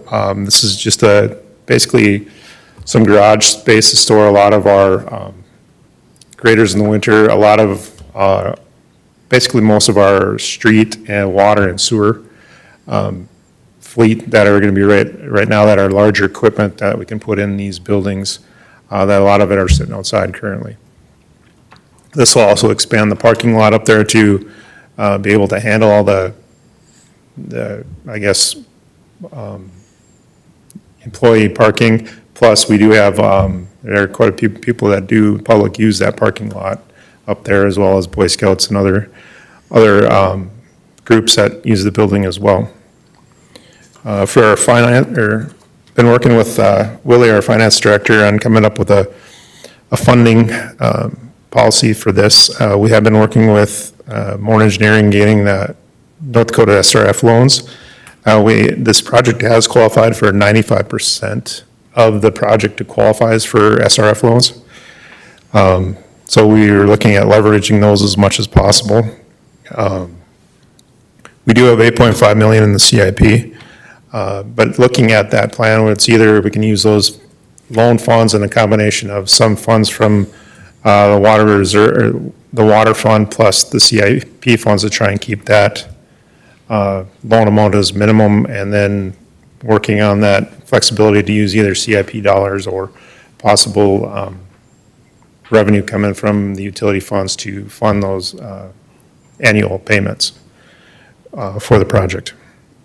Going for the total cost with the soft cost and some of the owner material provided, the total, I guess, cost of phase one is $3,104,708. But what I'm looking for tonight is awarding Meridian Commercial Construction the contract to build phase one. And that's taking care of the 150 storage and the Camelot building for $2,532,300. When we did open bids, we had 2 prime bids, but then we also had the option for 3 different prime bids, which Meridian was low on both. And the single prime bid was the lowest. So with that, I'll stand for any questions. Questions for Mr. Anwick? Commissioner Olson? This phase one also includes the expansion of the parking lot too, right? Correct. Okay. Yep. So 2 buildings and a parking lot. 2 buildings in the parking lot. Yep. Additional questions for Mr. Anwick? I move we approve. A motion to approve and award the contract for Phase 1 to Meridian for the project numbers 9061. Is there a second? Second. Commissioner Zundell seconds. We have a motion and a second. Is there any further discussion? Any further discussion? All those in favor, please signify by saying aye. Aye. Opposed? Motion carried. Thank you. Thank you. Item number 11 is a parking lot support in downtown mixed use. We call on Casey Sanders Berglund, Director of Economic Development. The purpose of this discussion is to review a request for parking lot support for Converdia Health Staffing Business located in the downtown area. Good evening and welcome. Good evening, President, Commission. Sorry, just gonna, thank you, Emily. Tonight I have an applicant requesting some support for some repair on his parking lot in the downtown mixed-use zone, and his address is 301 Cheyenne. So if you recognize that address, it's Converdia Health Staffing. So this request for support comes from understanding that the city is encouraging parking solutions and shared parking solutions in the downtown mixed-use area. The work that he is having done in his parking lot is just general upkeep and repair. You can see in the staff report that he's looking at doing things like crack fill, asphalt repair, and repainting. The work that is needed, his estimation and bid that was sent in totals $11,585. There's 18 parking spots in this lot. The owner has, from my experiences working with West Fargo Events, has been very welcoming to having public parking in his lot during non-business hours. He's also communicated with other business owners and come up with agreements for them to have staff parking in his lots and welcomes being in downtown. Just for some context, I did reach out to speak with Mike Amundson at West Fargo Events, and he mentioned that they have approximately 50 downtown events per year that welcome the public. So during the discussion with our Economic Development Advisory Committee, the request was to be that the commission consider approval based on some pretty specific guidelines, and I want to just read those off. Number one, that all property taxes be paid in full.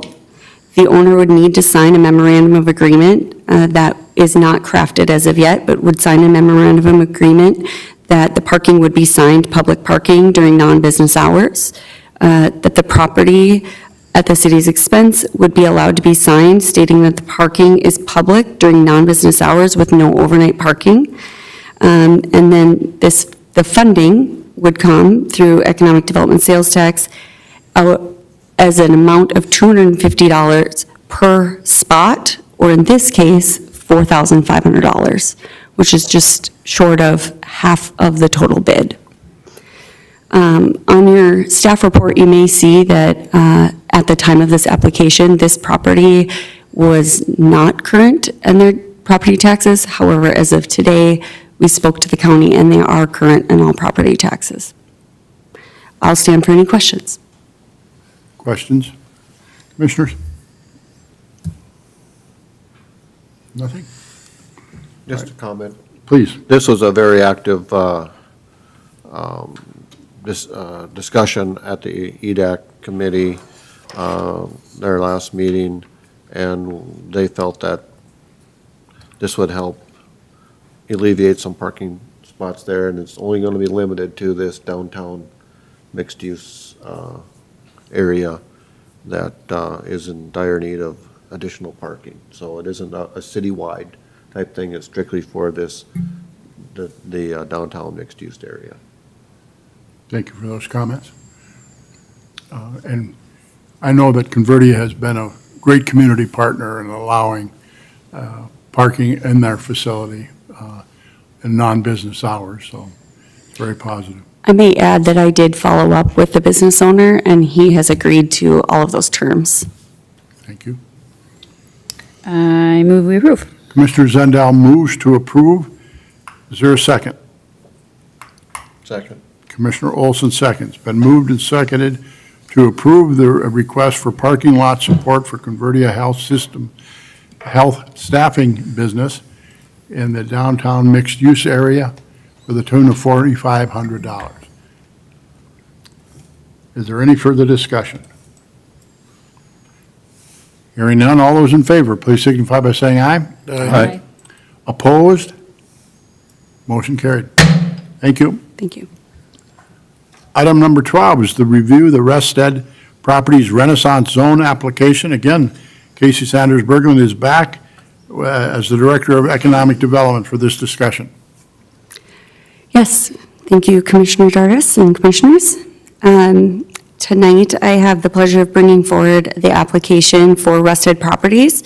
They are requesting consideration for approval in the Renaissance Zone, for their fourth property in this industrial business park. So this property, just to kind of hit some of the highlights, the property currently has no structure on it, and they're looking to construct an 11,340 square foot building. It's located in Block 32 of the Renaissance Zone, which has light industrial zoning, so there is no change for any future use. There are 3 other buildings that this developer has brought to the area, and those 3 buildings were speculative at the time, and they attracted 6 businesses, and those tenants have created approximately 50 jobs in this area. This too would be a speculative building and would accommodate future tenants, and the plan is to complement the surrounding businesses and provide some continuity in the area. Once completed, the property value is expected to be anywhere from $1 to $1.1 million. And as noted in the staff report, if you scroll down here to just get that on screen, as noted in the chart on this public participation portion of this staff report, if approved, the 5-year property tax abatement would total $14,496 using our estimator from our assessing department annually, or $72,480 for 5 years. And just a reminder that land is never included in the Renaissance Zone program. This too was seen on the June 5th agenda at the Economic Development Advisory Committee meeting, and it was recommended for approval to the City Commission. Ryan Rusted, the developer, is here. If you have any questions for myself or him, I'll stand for questions at this time. Has Rusted Properties ever received any additional incentives from the city of West Fargo? To my knowledge, right now, Ryan Rusted's properties have received Renaissance Zone in this area.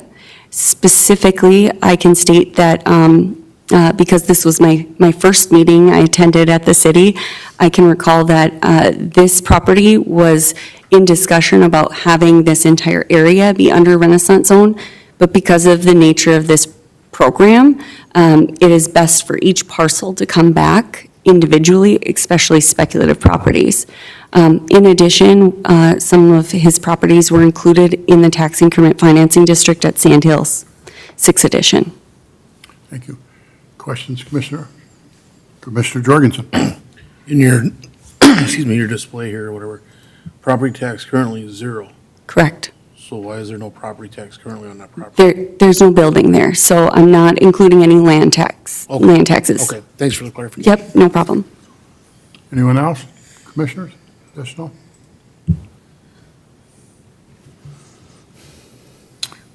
I move we approve. Commissioner Zundell moves to approve. Is there a second? Second.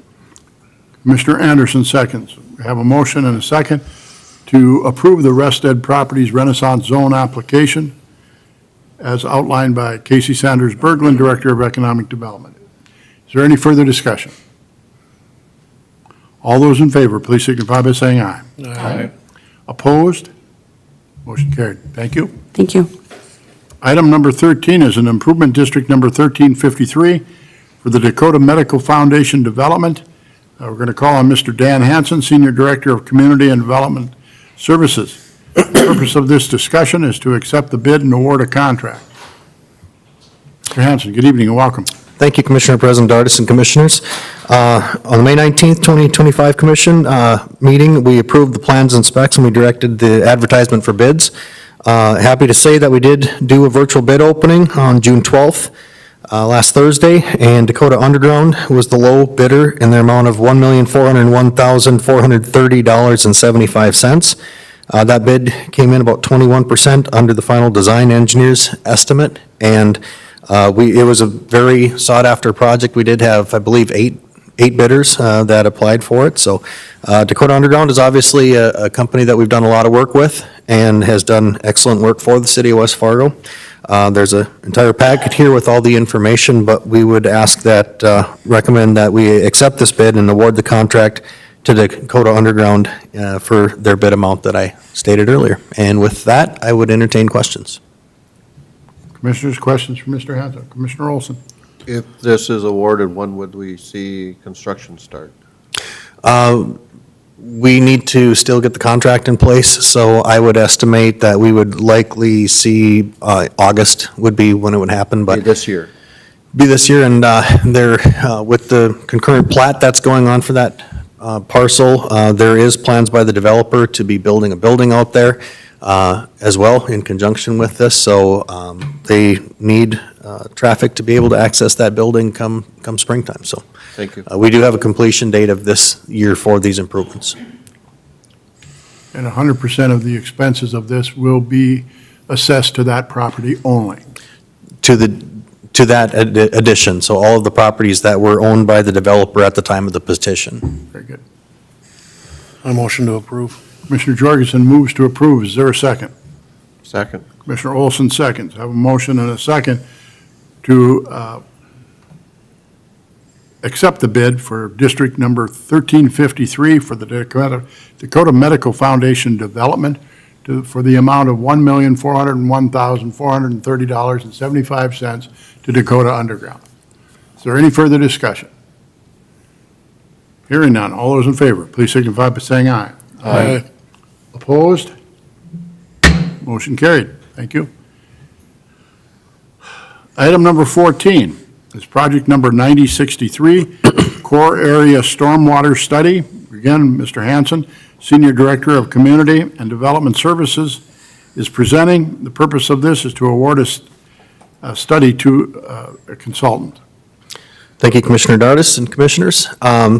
In 2023, the city had actually applied for a grant to study the core area storm sewer system, analyze and model that system, and then our application, I'm happy to say, was successful, and we did receive a grant from the North Dakota Department of Emergency Services to cover 75% of the cost of the study. I want to say thank you to Pierre, our that works with the fire department, that was able to help us in securing that grant. The study will conclude with an interior drainage flood mitigation plan for the system.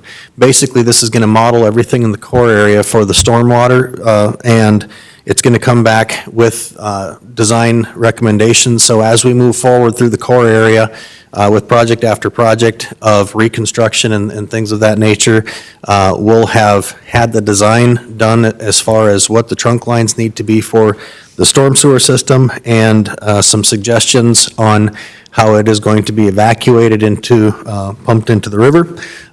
This eventually will also lead to partial design of the storm sewer lift station that's projected to go at the 622 Morrison Street.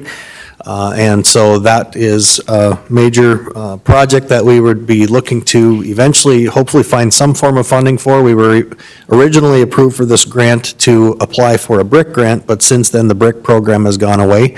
We're hoping that some form of program replaces it. But the other thing that we would look to do is the Corps actually has gotten a hold of us, and they are taking a look at the effects of removing the gates. Eventually, after the FM diversion project is completed, their intent is to remove the gates that we have on the south and the north side of the city. I'm sorry, just south of the Interstate I-94 and up near Public Works are where those two gates are located. And so there's a Cheyenne River mitigation project that's being done and modeled through the Corps. More Engineering is actually part of that project, assisting the Corps with that design. We did RFP for services for this study, and we did have four consultants that handed in proposals. We did have a selection committee that went through the proposals, and the recommendation of the committee, due to More Engineering's existing knowledge of the system, and also the fact that More Engineering is assisting the Corps in modeling the effects of removing the gates on the core area, we felt that it was imperative that they would be the consultant to proceed with this work. So the recommendation is to award the study to More Engineering, and it would start with scoping of the work, and then we would get into a task order for those services after we've got the final scope determined from that. And with that, I would entertain any questions. Questions for Mr. Hanson? Was there ever any discussions with the Metro Flood Diversion Authority regarding the removal of our gates as part of the operational plan of the new diversion? Was there ever requested that they may assist us with the 25% of the study? No, there was not discussions with the Corps as far as that goes. What I will say is that the Cheyenne River mitigation study that is going to happen, that is going to be 100% funded by the Corps. And that is the effects of removing those gates, so. Thank you. Questions for Mr. Hanson? Will we approve? I have a motion to approve project number 9063 to award a study to a consultant. Is there a second? Second. Commissioner Anderson seconds. I have a motion and a second for project number 9063, a core area stormwater study. Is there any further discussion? Hearing none, all those in favor, please signify by saying aye. Aye. Opposed? Motion carried. Thank you. Thank you. Number 15 is the city administrator's report. Mr. Scott.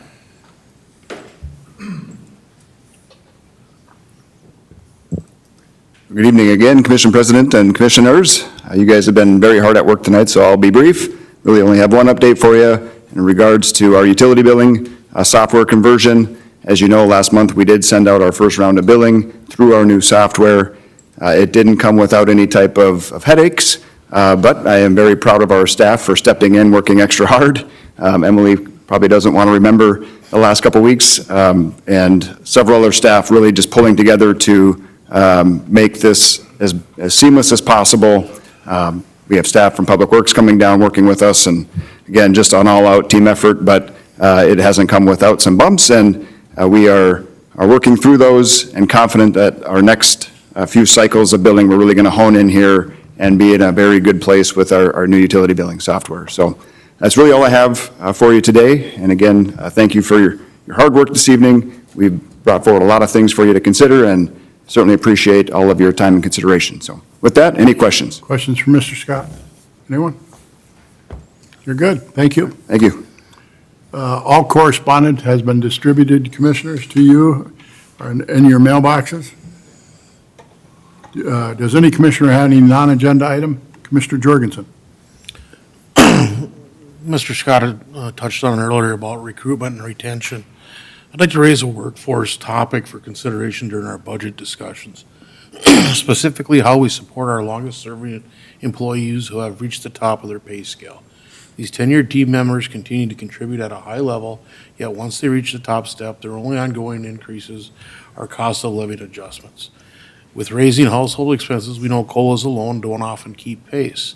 This is a challenge many public organizations face. One solution used elsewhere is longevity pay, a modest structured benefit that recognizes years of service. It can help with retaining experienced staff, reducing turnover, and preserving institutional knowledge. I'd like to ask for the Commissioner's support, or the Commission's support, directing staff to explore options and bring back a draft policy for us to review at a future meeting. Thank you, Mr. Jorgensen. Does any other Commissioner have any non-agenda item? With that being said, the request made by a Commissioner is going to be respected, and so I would recommend that our Human Resources and Mr. Scott, you sit down with Mr. Jorgensen to clarify exactly what he's talking about. I was in business for many years. I had a longevity pay item in, and how we did business, because when you got guys that work for you for 40 or 50 years, you got to take care of them. And so I would ask that Mr. Scott and Sarah Goshevic, our HR director, have a conversation with Commissioner Jorgensen about some possibilities and bring it forward. Is there any other non-agenda item? Commissioner Zundell. Move we adjourn. Commissioner Jorgensen. Second. We have a motion and a second. We are adjourned. Thank you.